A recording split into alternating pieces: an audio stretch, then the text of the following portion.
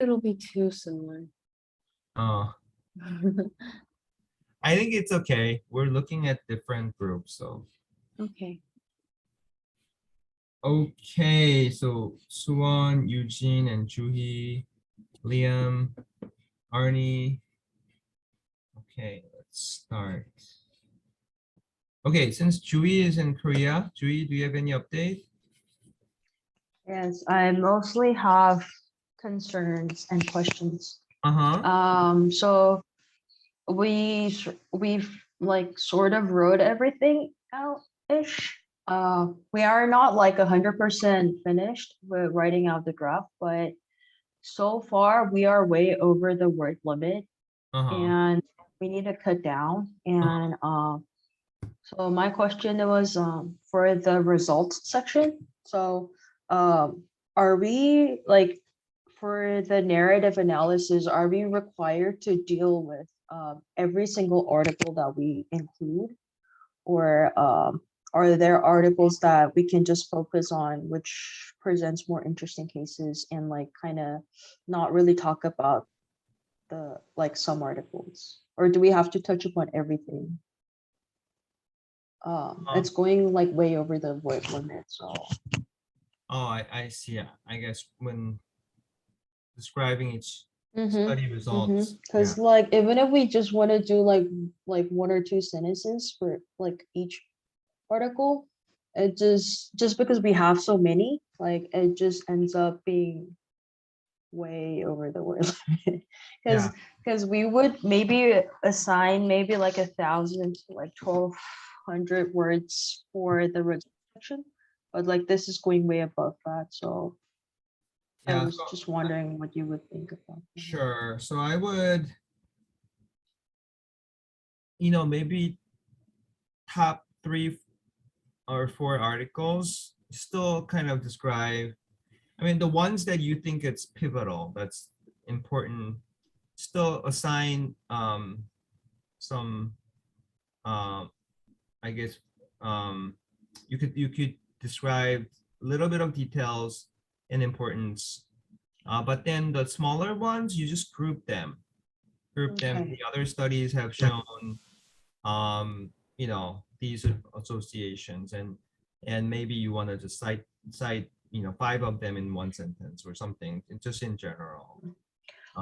So like a lot of the word count goes towards us like telling the results, which is like the sensitivity is so and so, the specificity is so and so. So do you think it's okay for us to just point to the readers to read our table where we Yes, organize results yes, it's instead of fine. like stating them? Okay. Right. Yeah, Table I is agree. one of the texts. So Okay. the sensitivity was, in the range of so and so, and then you can put in the parenthesis table 2 or something like that. Okay. Or, Okay. yeah. Okay. And our discussion section is also super long. Mhm. And I was wondering if you could so our discussion section is divided into bullet points.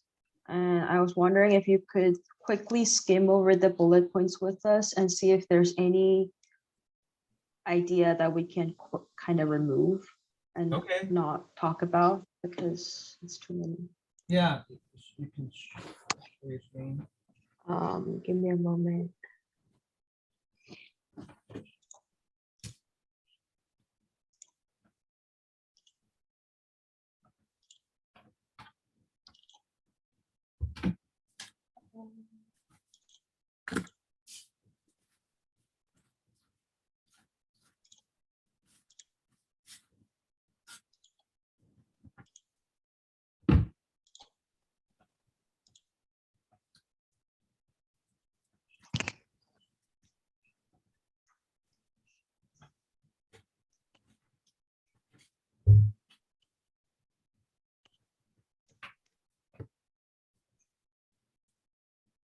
Okay.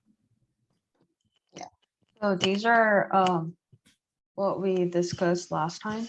Mhm. So paragraph 1 would just like summarize uh, just like state what the value of a review is, that it's like the first systematic, comprehensive with meta-analysis. And then we would talk about how it's ready for prime time and how it's going to be practice changing in the clinical setting. So I think the first paragraph is necessary. Like there aren't any points that we cannot deal with. But from paragraph two, I'm concerned about part B. It compares study to study, like kind of like group them, what is similar, what is different. I'm wondering if that's going to be a little redundant, considering how our results might present that too.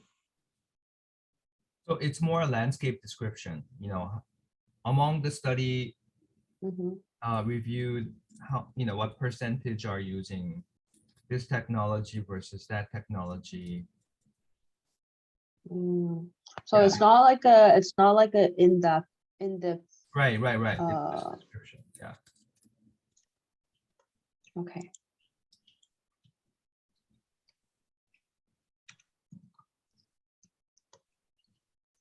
May I just cut a little Yes. bit in? Yes. Yeah, so for paragraph 2, I thought we would describe mostly about the meta-analysis results. So far I've written about just only focusing on the ctDNA-based studies. So why some articles, why some results are more sensitive than the others, something like that. Mhm. But Mhm. here in the paragraph 2b, when we talk about the study to study, it includes all study, not only focusing on the ctDNA based ones. Yes. It's all Okay, study. all But studies. Okay. yeah. But you can say amongst the ctDNA-based studies, you know, you can describe that too. So about the technology landscape, it's actually paragraph number 3, pie chart, Venn diagram. I think Mhm. paragraph number 2, we're focusing on, you know, you can describe technology, but also, I think, well, the structure is paragraph 4. So this is going to be, because it kind of, paragraph 2 and 3 are a little bit overlapping.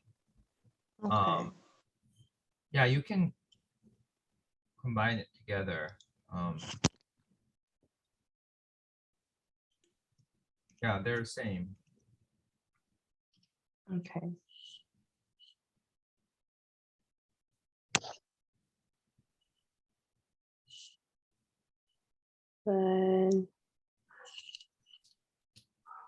But we should also deal with this too.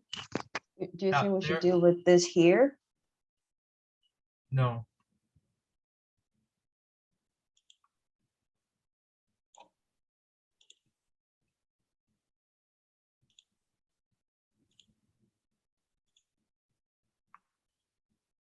And paragraph 4 is like the trial structure.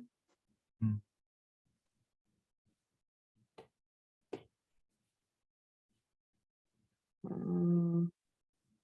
Paragraph 5 is how we're gonna interpret the information and how we're gonna think about incorporating it into the clinic.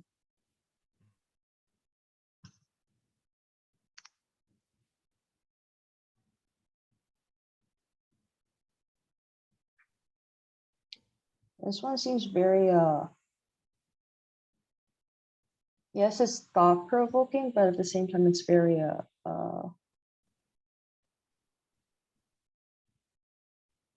I wonder if we can combine this with some other paragraph. Like I'm not sure if it warrants a whole paragraph.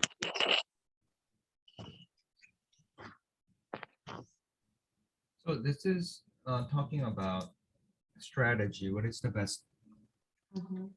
I mean, we can say. So this is not. So think about this. In any review, Yeah. first is interpretation. Yeah. So we made all this table and graph. So what are we really trying to say? So main Mhm. message of our study. So you have to address that first. This is what we found. Mhm. This is the landscape we saw. This is the type of sensitivity and specificity we saw. So this is sort of the main message, take home message. So start there. Then you go and say in depth, technology wise, and strategy wise, what's next? What other people, what are other strategies out there? People are doing, just smokers. People are doing this and that. But oftentimes then, what is the pros and cons of these approach? High risk approach, general population approach. Then you're missing all these rare tumors. If you only focus on the common tumors, so it's more like looking into the future. What is the best direction? What is the best technology? What is the best trial format? And who owns the data? Who and as a society, are we ready to pay for this platform? Those are just throwing out questions. You don't need to give out any answers. So this is more like looking into the future. What are the things we have to take into consideration? And these questions need to be addressed for us to move forward with this cancer screening strategy for our society or something. So you're not spending much time, or you're not using paragraphs. It's more like, hey, this is the question. I don't want you to read those articles and summarize those answers. That's not the whole point. So you can say these are ongoing trials, try to answer the high risk group questions, and you can cite abstracts or the NCT number, clinical trial, like you can cite colorectal studies. And these are the high risk group studies that are ongoing. We have not included these studies because they were not multi-cancer. But again, this is a cancer-specific approach versus multi-cancer approach. There are two different approaches. And then you have ctDNA only approach and multi-omics approach. And then you have guideline-based approach, like the ones who meets the annual CT low dose CT screen high risk group meets the criteria for our Delphi or the screening test assay. That's high risk approach. And that's the example of this. There's a pros and cons, and maybe that approach will lead to a faster approval and better accessibility and higher yield because it's high risk group. But again, we're missing, the rare tumors, aggressive tumors, where there is no existing screening tools, not even low dose CT. So that these group has to be addressed. And it's not easy to find. There's no defined high risk group for some tumors like sarcoma, ovarian cancer. It's hard. So sometimes we just going by the age, maybe, a valid way to screen general population or something. So these kind of discussion is, strategy based, platform based. And then everything else, cost and who owns data. I don't want you to go deep. I just want you to say these things has to be discussed. for us to Mm. move forward. So that won't take much space. Oh, okay. Yeah, in So my it's not mind, exactly, okay. yeah, it's not like doing another review. Okay. So Sorry. yeah, is our study message, and what are the future directions, and what are the issues that needs to be taken into consideration. So that's like the three big, logical flow of the discussion. So a lot of the future kind of discussion points are brought up in the following paragraphs, in paragraph 6 and 7. Mhm. So I guess whenever Juhi's ready, she can show you the other paragraphs.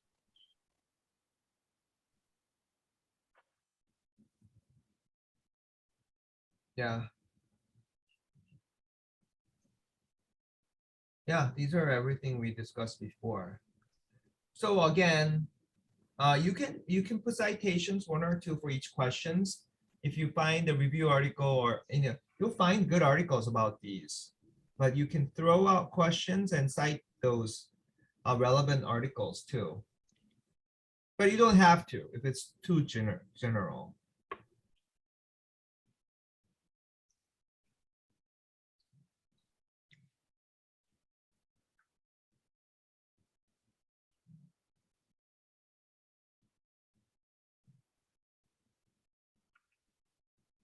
Okay. Uh,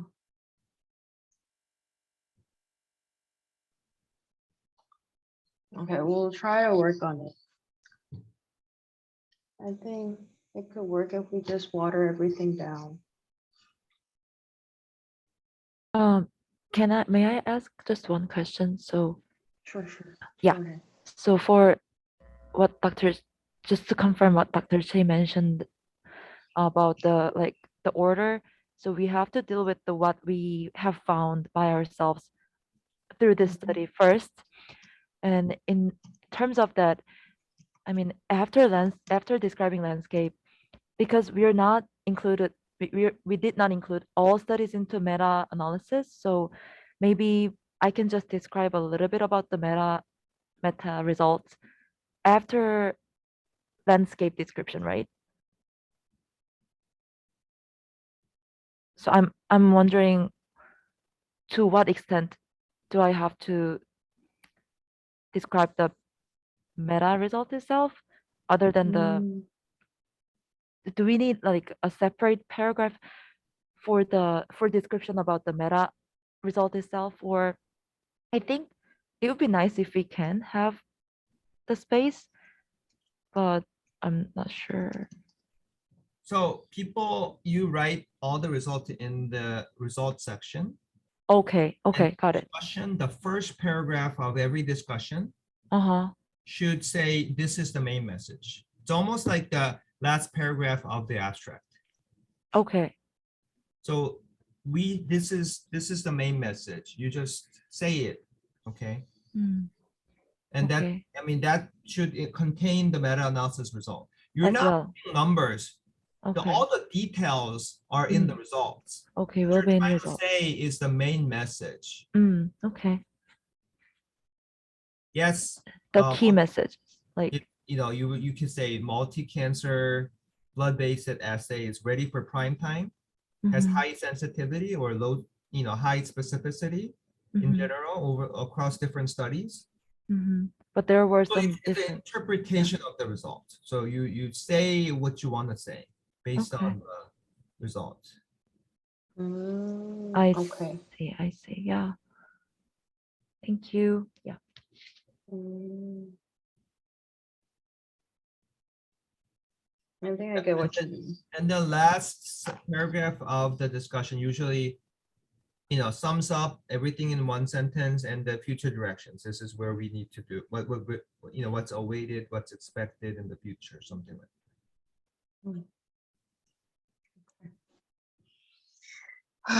Okay. that. So I think the best way you guys can learn is through reading similar good review articles and see how they design their discussion and what sentences, what words they used The best way to learn is through reading good articles, review articles, NEJM, and also of internal medicine. There are very good review articles out there. Okay. Mm, Now, regarding how to structure them, how to put them into sentences, things like that, you can learn. okay, we'll try to work on that. Yeah, the rough draft is complete, but we Yeah, need to work on the word count. Writing is you know, Yeah. I mean, the more you write, I mean, the easier it will get. That's all we have for today. Hopefully we have something to show you on Wednesday. Okay. The on-site members will. Okay, we will. Yeah, hopefully. All right. Thank you, Judy. Off That's it good for me. work. Good job.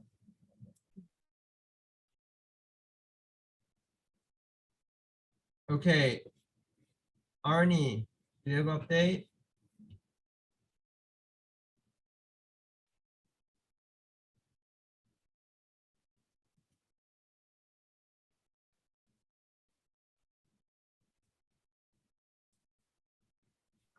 Arnie is trying to connect her earphone, so please give her a moment.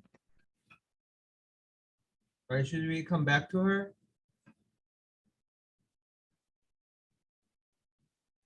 Yes, we can come back to her when she Okay, gets ready. Richard, do you have update?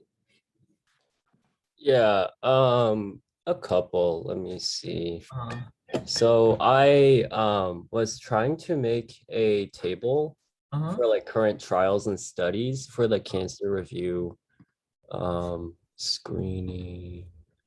I just want to share with you because I wanted to see if I was like doing it correctly, like going in the right direction with it. Basically, for a lot of them, I went on clinicaltrials.gov and I like searched up like multi-cancer screening in like different ways. And I pulled together a bunch of tables. Hmm. And then I also found like online this one from, it's like sponsored by the NCI. I wasn't sure if you heard about it at like ASCO or something, but it seemed like a really big, like $75 million like study for like cancer screening. So I thought I might talk about that one too. But it was like kind of weird because it wasn't like beginning yet. There were like a few like beginning stages before this clinical trial. I don't know if you've like, have you heard about this one? I heard the name. It didn't start yet, but Yeah. what is it like based on NCI lab or like what platform are they using? Did you look it up? Yeah, so there's like they made like a PowerPoint about it, but the platform that they're using is Oh, go up, go up. Let me see that good. Let me see this one. Go down. So this is like a network and they gathered all these companies. Wow, look at this. They got yeah. these Delphi, Natera, Blue Star Garden, Singlera, Early Diagnostics, Yeah. Rock, Creogen, Biocept. Okay, Oncocyte, Biocept. I use it. Freenome, I used it. Resolution Bioscience. I know them. Exosome. Harris is here. Adela, Ellipta, Foundation, Precision Epigenomics, Epic Science, Exact Science. Exact Sciences is the CancerSeek. They bought CancerSeek, so Oh, cool. and Rail, Gene System. I think I'd like to have an MCED test doc, but which one? It's This complicated. is great. This is nice. I like this. Yeah. Okay. But for the study, basically they had like this is the Vanguard study. Yeah. They have a structure basically where they have like, I think they're going to review a bunch of different diagnostic performances of like different screening tests. Mhm. and then we're gonna like verify it with like a reference set. There's actually 2 other clinical trials I found sponsored by the NCI that were like about like collecting specimens and like testing tests, like different tests. So maybe that might be it. And then the Vanguard study. So I don't know if I should talk about this if like there's like 2 earlier steps that No, I think in the future directions, mhm. see, I mean, we're doing meta-analysis because no one else have done it yet. But it is, I do believe it's government's job. So remember, like we have tumor mutational burden, and we don't know if we can trust tumor mutational burden. So, SWOG and Friends of Cancer, NCI, they took the role to gather all the NGS companies that does TMB, and they did run everything together. And who performs the best, right? Mm, So I think you have so many MCD platforms, and can you actually use all, most of them and see how they perform? So 1 test per arm, 2 tests, 1 standard care control arm, 2 screens, 1 year apart. Analytic verification. Yeah, so this is the job of the government to do quality control. It's kind of quality control, and give the customers who are patients and doctors it's almost like, I don't know, for restaurants you have a rating company, Michelin. It's like you have to, someone has to rate how good these are, not just because people think, FDA approved means it's already very good, but we need, top performers. So I think this is what NCI is trying to do. But I guess 2 arms in intervention arms. Let's see what they are trying to really try to do.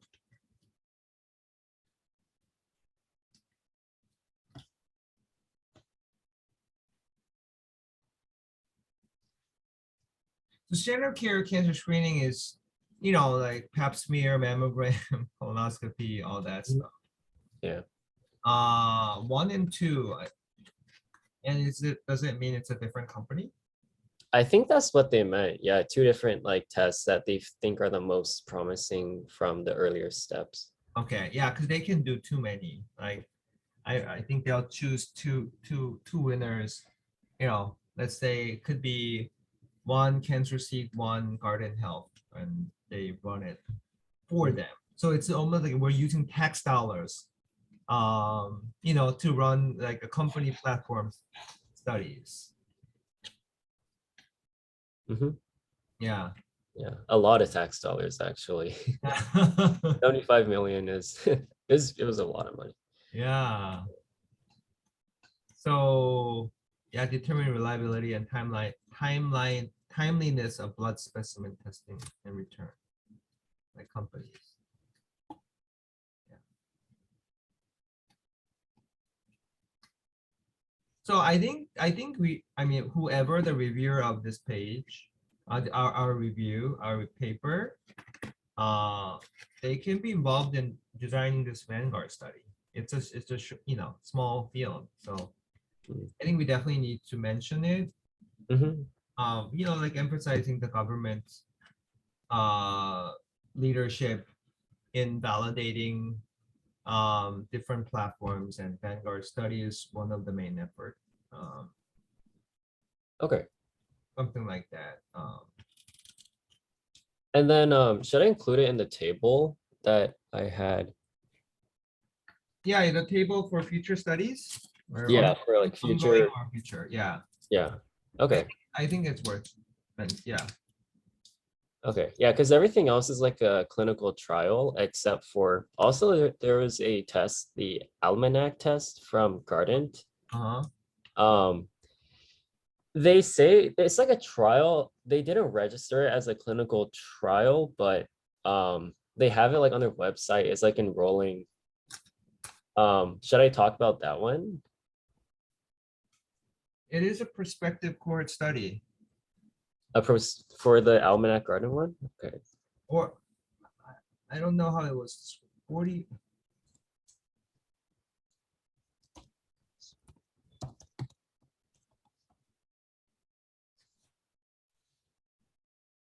So positive screening. Can you show me their description? Yeah, for the Almanac Garden.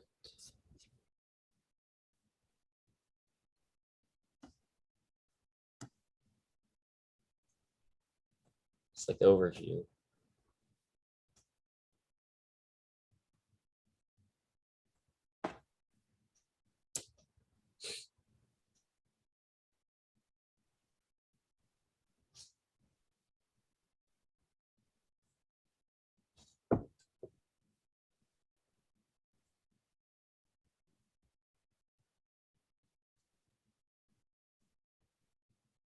So can you click the cohort page? Mhm.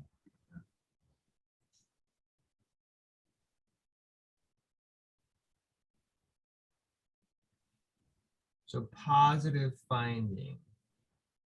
One of the diseases listed above, but not yet undergone surgery or been treated. This is kind of tricky because they're already bound to have.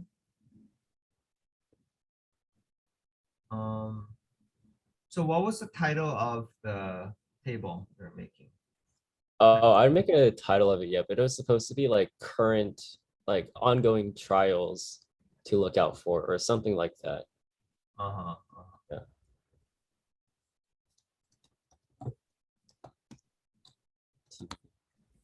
Hmm. I think it's okay to include. Yeah, For garden. yeah, And but then, I think it's worth discussing. mhm. Oh, with the company? And Or, so it's oh, in not the discussion. general population. They can only enroll if you have positive finding. Yeah. Whether let's say mammogram, oh, there's something to be biopsied. Mhm. So it is um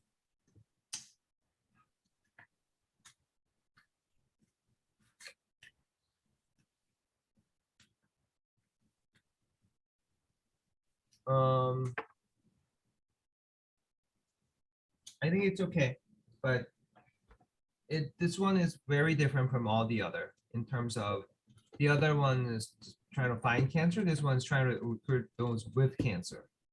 This is focused on proving their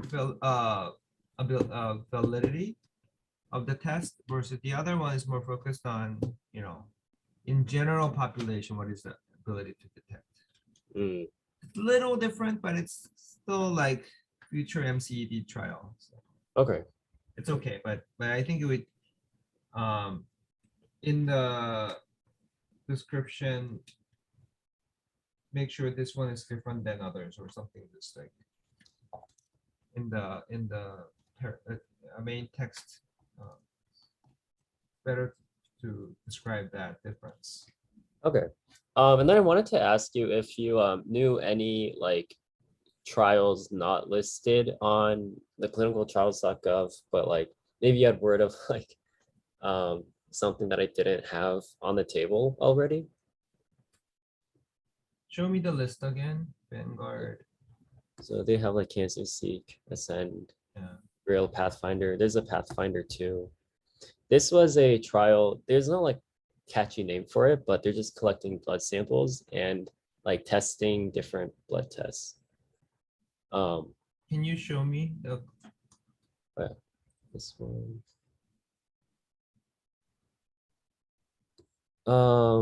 so this is also Alliance, NCI, Alliance.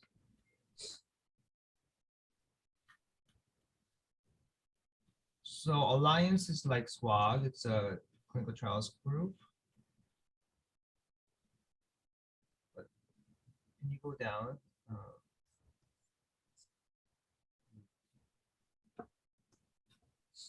Case control.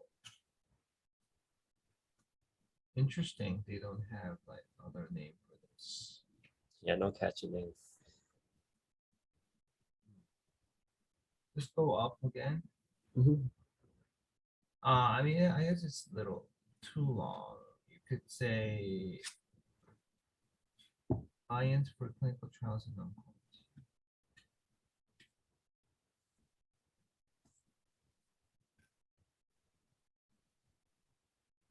I don't know, you can call it Alliance MCED trial or, Okay, but you think it's okay to talk about? yeah, Um, oh, the Strive Rail. yeah, they have Grail. They have a lot of Grail trials. Uh-huh. This is like a new assay that they're like kind of like proving. It's like a case control study that they're like testing a new assay that's coming out. They have a lot more Grail. This is one from China. They're testing in China and America, overseas, which is overseas. Hmm. Yeah, it's clinical trial. And then the Guardant one, and then the NCI Vanguard study. No, I think this is fine. I don't want to There may be other things, but it's, yeah, I'm not aware of it. like take off any companies if we forget their stuff. It's okay, we can keep the list. Okay. And then I also did have a question about Albert Curie, about like his like CT scans, because he has two of them scheduled. Can I share Epic? Is that Mhm. okay? I don't know if it's like, um, so he has these two CTs scheduled slash ordered, but I don't know if he's gonna get them. Oh, Like- yeah, I think he's gonna get them in 3 or 6 months. 3 months, probably, 3 months. Oh, so like not like anytime soon, these two. No, no. Oh, okay. uh, Yeah, we were wondering that if we should like wait for these to come out before like, No. okay. So Eugene, did you decide to include the image from July? Yes. Okay, But- image from July. Yeah, but there's we were supposed so originally there was an X-ray and the CT, taken in similar periods, Uh-huh. but because he only got CT as of now, for July, so there's will be some gap between the CT and chest X-ray image. Most recent one. Yeah. Are we using chest X-ray? Yeah, we put chest X-ray as well. Yeah. Oh, can you show us The the imaging. figure that you have now? Richard, could you? Or Yeah, I can show it real quick. yeah, Um, that would be nice. Yeah. whoops, sorry, that's Epic.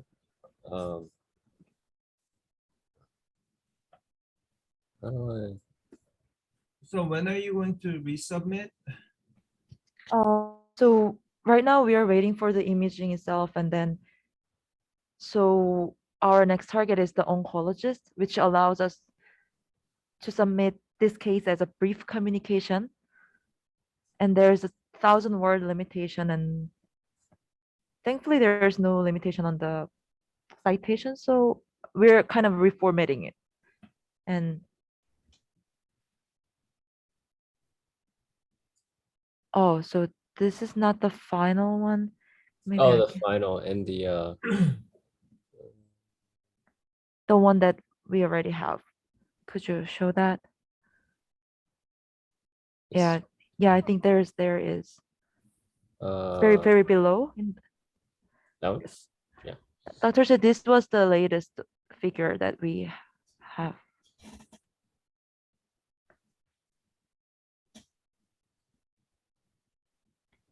Okay, this is good. So if we update the CT scan, then the CT scan will be changed as like 9 or 10 months after surgery. It should be 10 months. Yeah, 10 months. Yeah, you're right. Okay, yeah, just update that and reformat and submit. Yeah, Mm-hmm. Yeah, our goal is within this week. Yeah. okay. So Richard, you're helping with this process?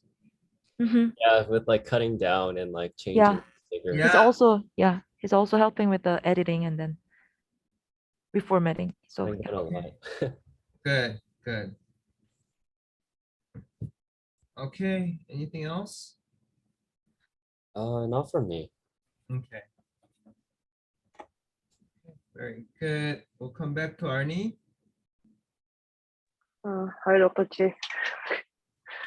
Keep coming. Okay, so I will share our progress table for my project. Wait, wait, This wait. is Give uh-huh. 2 minutes. Okay, give me 2 minutes. Okay.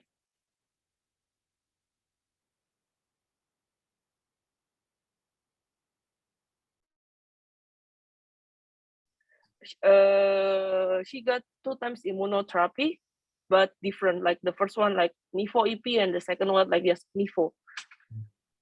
For the sample size, we want to count this twice, too, or only like count it as one for the total sample size.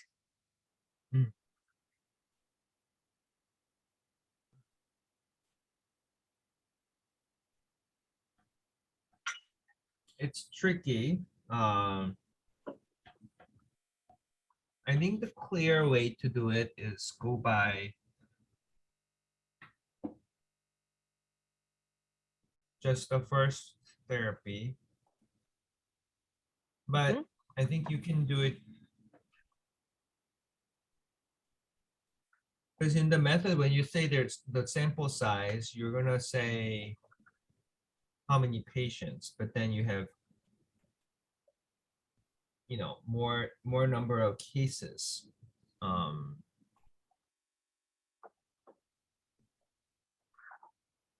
So it's better we included included the patient that have double immunotherapy, or like we only take the first one for this patient. I suggest you do it 2 ways. Oh, okay. 2 ways. Just do with the first one, and Mhm. then count the second immunotherapy as another case and do Mhm. that, and Mhm. let's see what the data looks like. Okay. The thing is, you could do that for hyperprogression, and then you Mhm. see the PFS.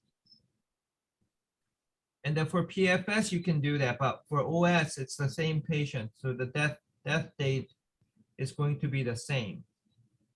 So for OS, you have to go with just the first treatment. Okay. Yeah, I think that's the only thing that I can I have that question that I can ask, and also yeah, this is like the table, the progress that we have. It's kind of slow. I'm sorry, because there's only 2% who collect it right now, and yeah, today and tomorrow I will try to help with like filling the resist one for the patient who have a double immunotherapy, and I hope like earlier next week we can show you the abstract. I think that's all. Eugene, do you have any other that you want to add? Not now, but I would ask Dr. Shi personally when I start analysis, maybe later this week, because yeah, I think I have to figure out how to deal with the PFS and OS separately, and yeah, we'll see. And Dr. Shea, just to confirm it, just to double check, you want to make just one abstract from all of this information, right? The definition by the different papers, and then see whether there's difference in terms of OS or PFS and risk factors as well. Do you think it's like appropriate to contain them as like whole one abstract, or would you say if we need to separate it in any way? So it depends on what you find. Okay, depending on what. If everything is negative, Oh yeah, then there's there's no not need much to. to report, then you Mhm. be one abstract.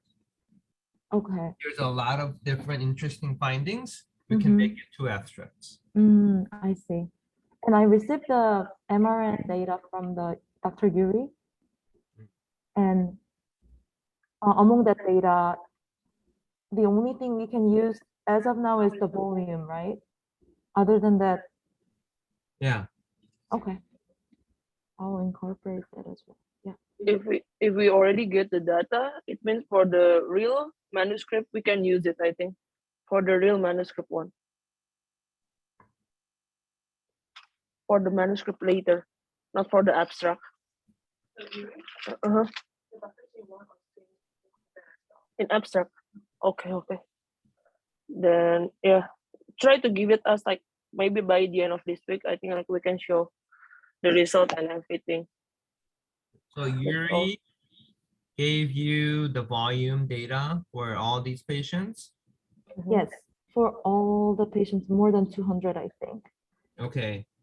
So see if there's any correlation there too. Volume at the baseline, right? Mm-hmm. Okay, we'll try to explore that. Thank you, Dr. Chi. Thank you. Good job. Yeah. Hope the Okay. best. Yeah. Okay, Grace, do you have update? Yeah, so as I mentioned earlier, the variant classification project, all the tools are fixed and they've been communicated to Lena and Eileen. And we have a checklist to check our progress. We're hoping to have all the data collected by next Monday. Mhm. And then from there, we'll just work on the analysis and writing up the manuscript. One question for the tools though. So we collected a bunch of variants and I'm gonna share my screen. Yeah. Sorry, it's a bit loud. So to collect the codes to put into the tools, so for example, I had to start with the Condel tools to like come up with the codes for the mutation taster codes and stuff like that. But sometimes Condel just gave an error and not for this one, but sometimes they just like couldn't find something, couldn't find results for one of the variants, and so I couldn't find the code for the mutation taster ones. Should I just exclude those variants or from the analysis or try to find it out another way?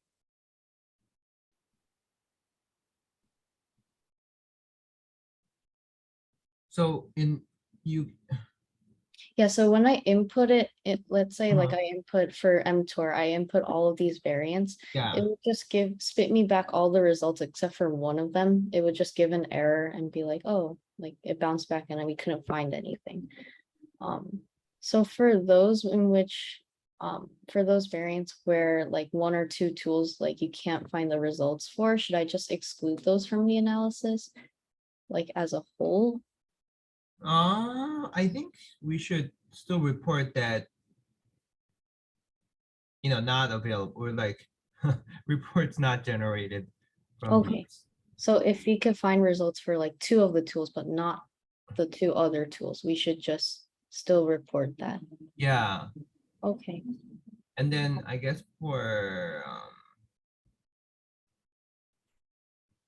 yeah, it would just be blank for any combined analysis. Okay. Okay, that makes sense. And you said if we're gonna write a manuscript for this, we should include all of this as supplemental figures, like all the data. Mm-hmm. Okay. So yeah, that's the progress for variant classification. Nothing much yet, but we'll have more for the next lab meeting.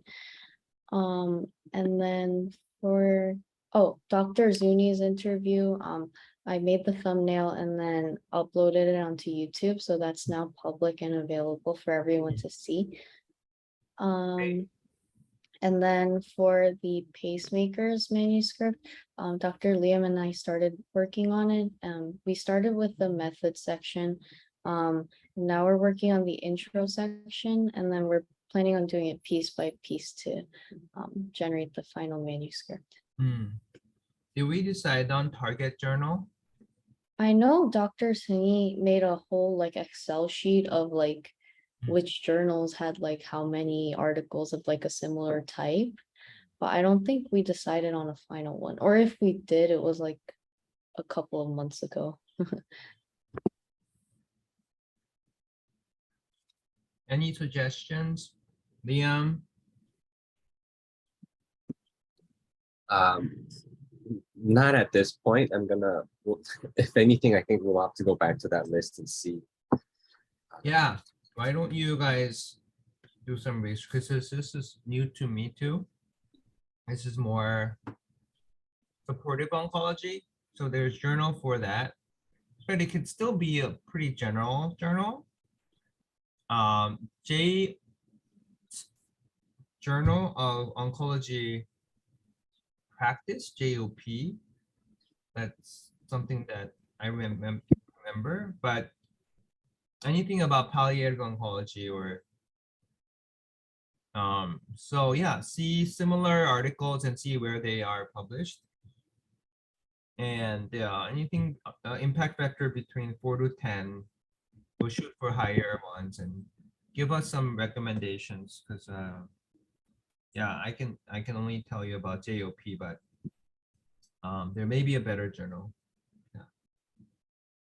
Okay, I'll go through the sheet that Dr. Simi made and then see from there, because I think she organized all of, like the impact factor and how many like qualitative analysis papers there were in each one. So Okay, very good. yeah, that's all from me. Good. So for Grace, you know, yeah, after medical school starts, it will be very hard to finish.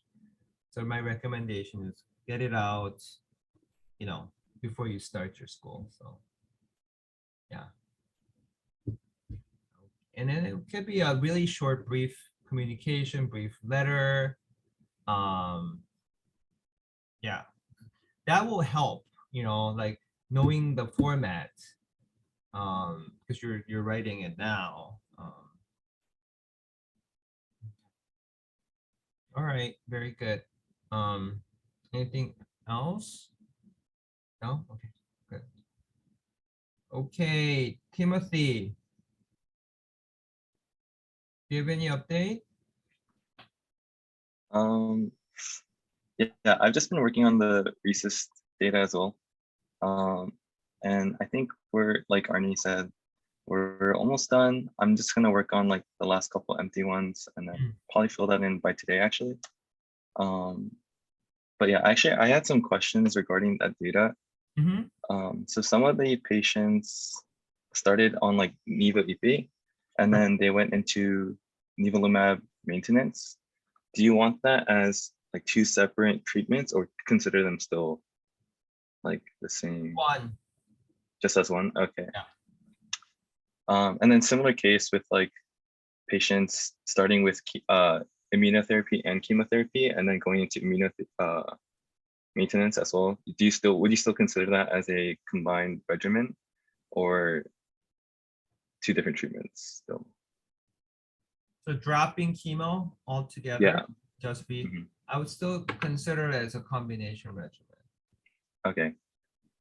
Yeah, and then last question, there were some like clinical studies or clinical trials that they were doing with immunotherapies.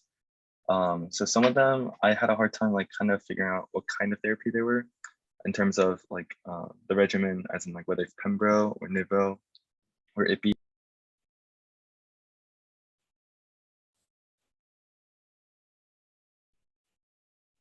Okay, so just a few things, few updates today. I'm just gonna share my screen real quick.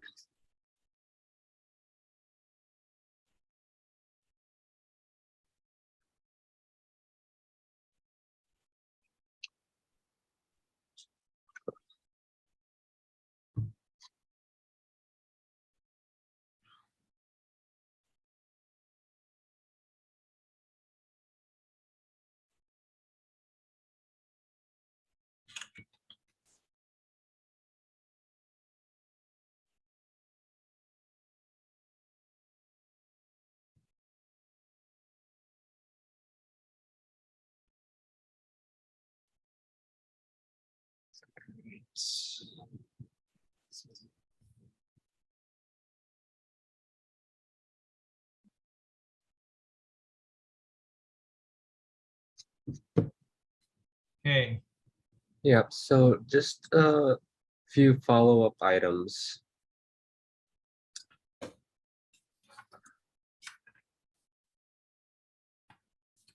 So this is from Adam Breckman, I believe, OncoSite. Mhm. Uh, this was last week.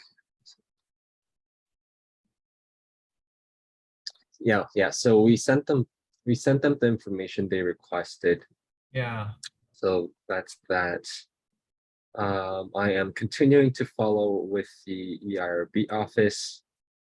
And then this is from Sanofi, and they wanted.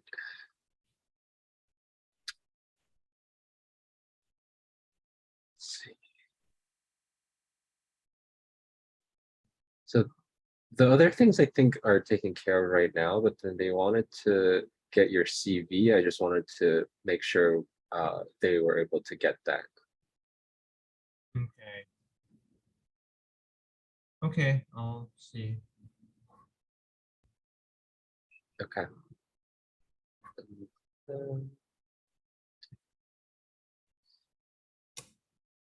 And then, like I shared with you yesterday, so later today at 2 p.m., I have like the NM research clinical skills session. So I'll be there in the afternoon. And then for pacemakers, we have the videos uploaded now for Grace and Eileen.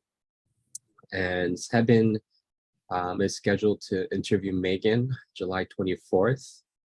And Suwon is going to interview Dr. Sira on the 21st at 6:30. And this is going to be at the medical district by Cook County. Oh, good. But unfortunately, she was saying, and Suwon, you can share any updates if there are any, but she would prefer to do the interview at a nearby park just because of privacy issues. That's fine. Yeah, so I think that's what we're going to do. And then Suwon is still scheduling with Lauren. She's just been having a little difficulty hearing back from her. And then the manuscript is started. We started working on it with Grace. And then for the Vivian's recordings, we are thinking of asking Tim to get started on that one first. So that'll be his first one. So just the editing, right? Yeah. Mhm, mhm. Well, he should be assigned new patient too. Yeah. So and then last time we discussed like prioritizing Dr. Sarah and Pedro. Yeah. So we'll assign those out and then have them schedule that too. Okay. And then let's see, just go through the stuff here. So make sure you have an SOP that they take good photos and after they edit the video, get some Mhm. quotes. And when you actually upload it into YouTube, you at the same time upload the pictures and quotes to Instagram. So Yeah, whoever okay. does it, it's a package. Yep. Sounds good. We do have the guidelines, so I'll just reiterate that to everybody. And then, so this is another email from OncoSite, and they were also asking about if there were any samples from the biomarker study cohort A. Do we have any left, and can we send it out? And if so, who do you want to send it out to?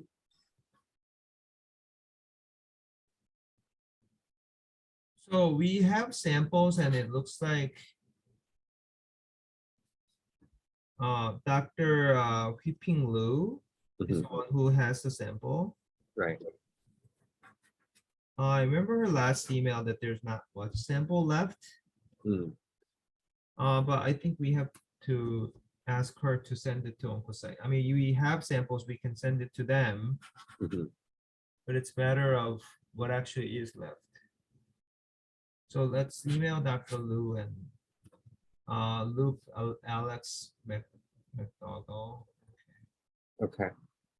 So, So- so just reply and yeah, Dr. Huiping Lu, who is the director of the Path Core samples, should be able to identify what is left and be able to ship it to them. Mhm.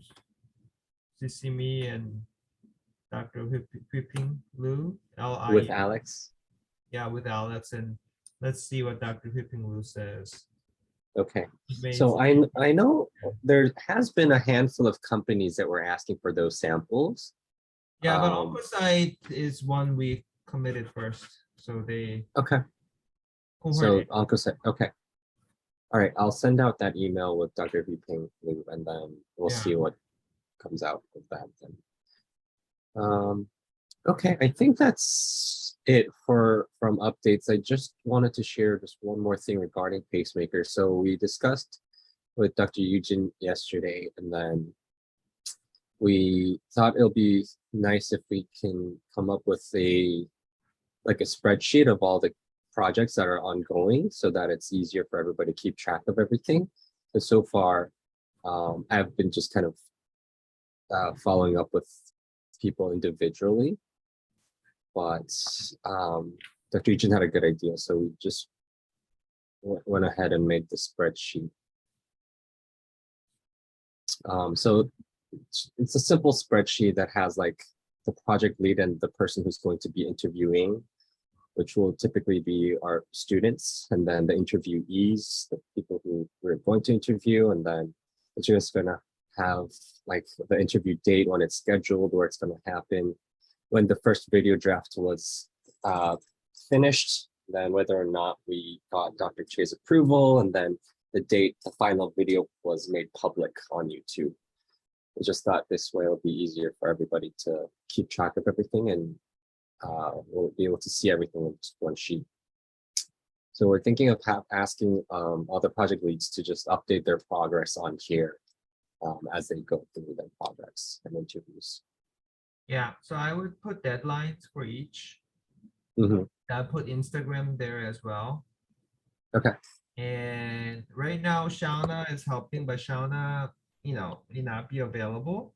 Yeah. So making the thumbnail has to be done by the lead. Yep, that's already in the guide, the editing guidelines. Yeah. So it has to be one self-sufficient project, and the rule is one interview per month. Mhm. Whoever is claiming to be part of our lab member, and they can graduate and they can move on. And right now the rule is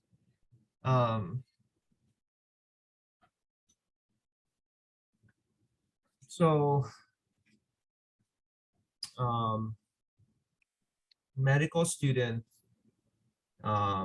interns, residents, fellows, they don't need, it's not mandatory for them.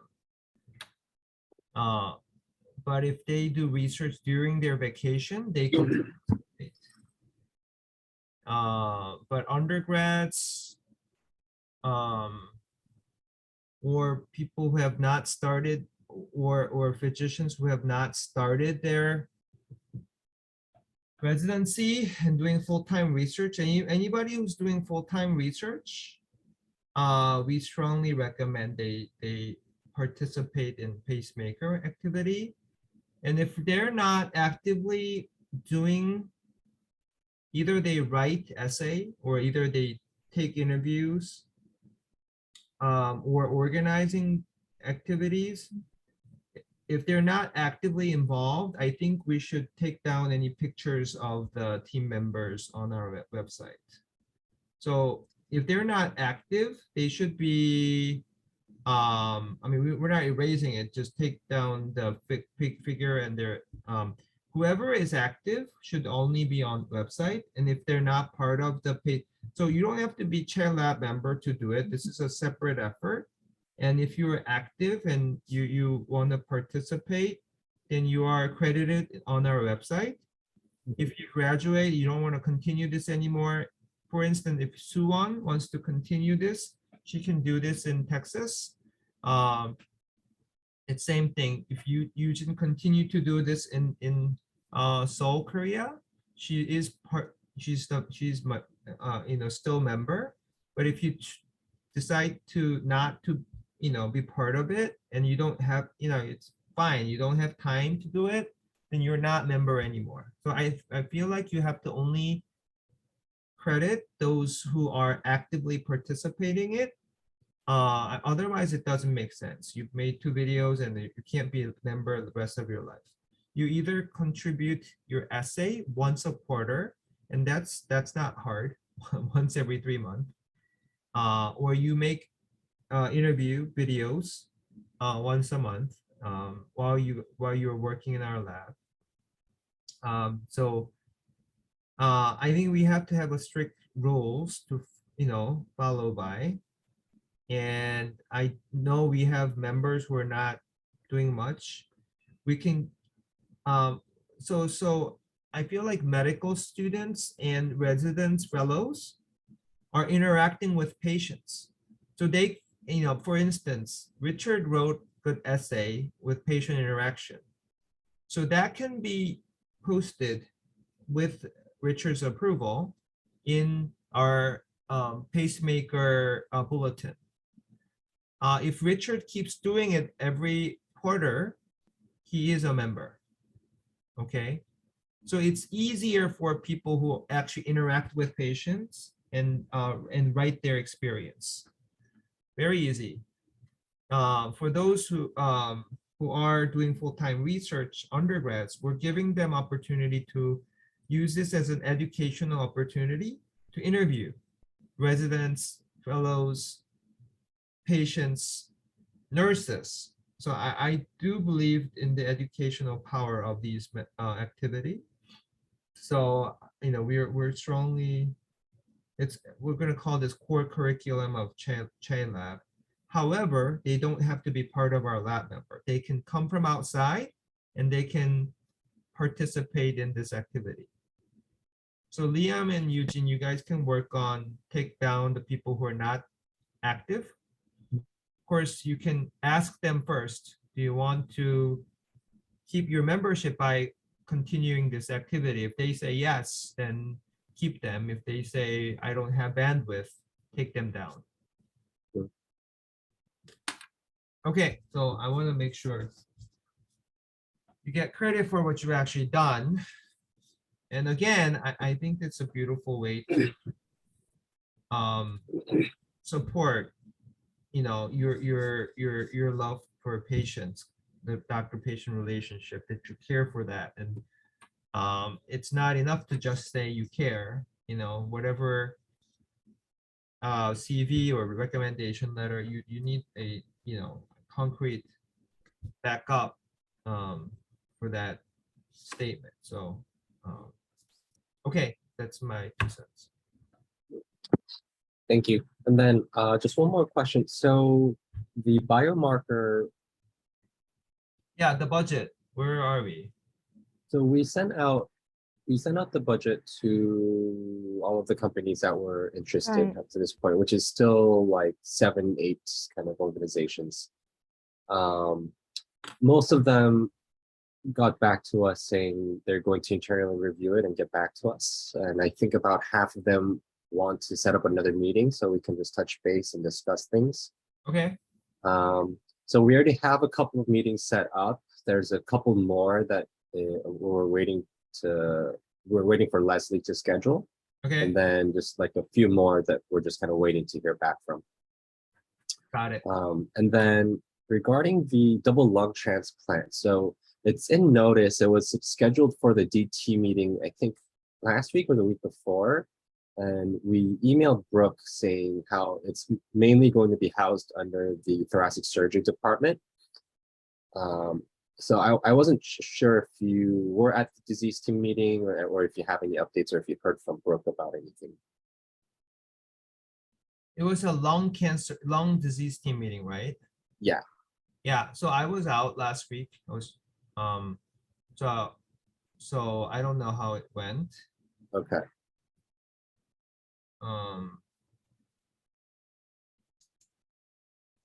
You can email Brooke and CC me, like, was it discussed at the last meeting? Sure. You know, Dr. Che was out of out of town, and we wanted to know where things are and what, you know, what's the plan. Okay. And then I'll- just ask that question because it's not going to be approved if it's going to be housed under, well, you know, disease team. It has to be thoracic surgery. Just like the biorepository protocol. It's long Sure. yeah. Okay. Will do. Do we have consent form ready for that? Or the, Is it is this the lung transplant or the biomarker? lung transplant? Transplant, we do have it. We do need to finalize a couple of things with Mary because we needed to link it to a biorepository one. Hmm. Okay, biomarker protocol, everything is ready. Like IRB, SRC approved. We just need the budget and company commitment. Yeah. Oh, so another question regarding that. So once the companies say, okay, we're on board, we want to do this, like who is in charge of drafting up like the final kind of contract? Because I believe there should be some kind of a contract that needs to be signed, right? Yeah, it's all the clinical trial office. They do all the contract. Okay.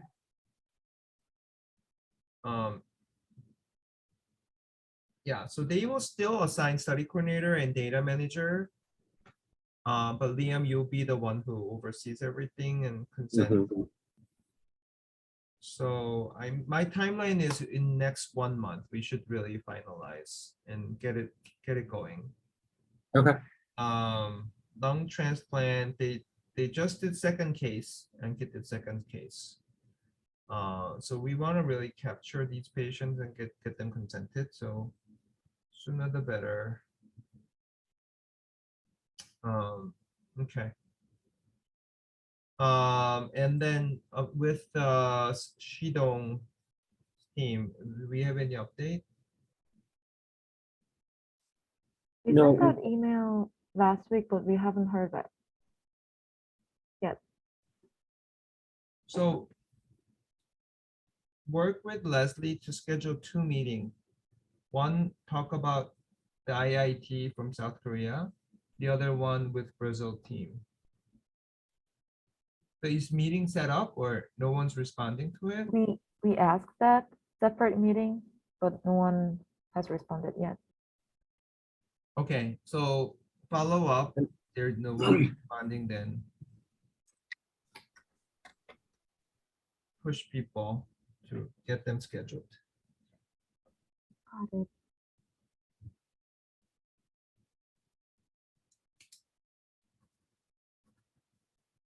Anything else? No? Okay, very That's it. good. Very good. So next week I am out. So you know, those of you, you know, definitely still work with Liam and Eugene.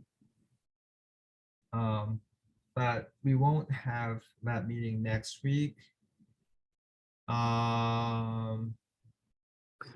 Nor the following week. So any question, burning questions, just text me, messenger. Don't use email. Get too many emails to get my, and also just work with Eugene and Liam, and they'll be able to ask me questions too. And then let's see. When I am back,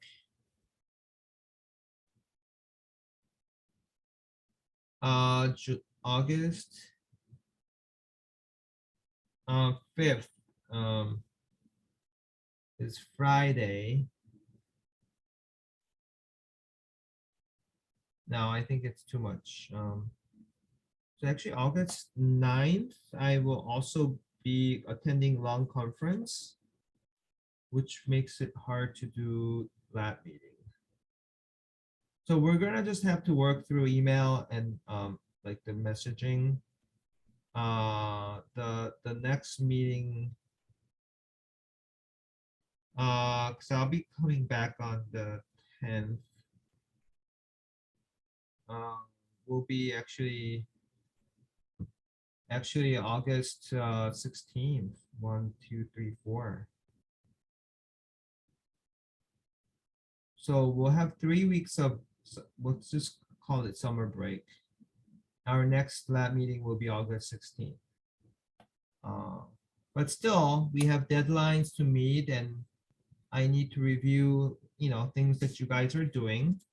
So still, feel free to ask me questions. We'll just have to work 101, but first work with Eugene and Liam, and then hopefully I'll be able to just touch base with them to answer some of the questions real time. Yeah, I just have a lot of travels this summer. Okay, so that's my update, but this is time for you to get things done. So good luck, and I'll talk to you guys later. All right.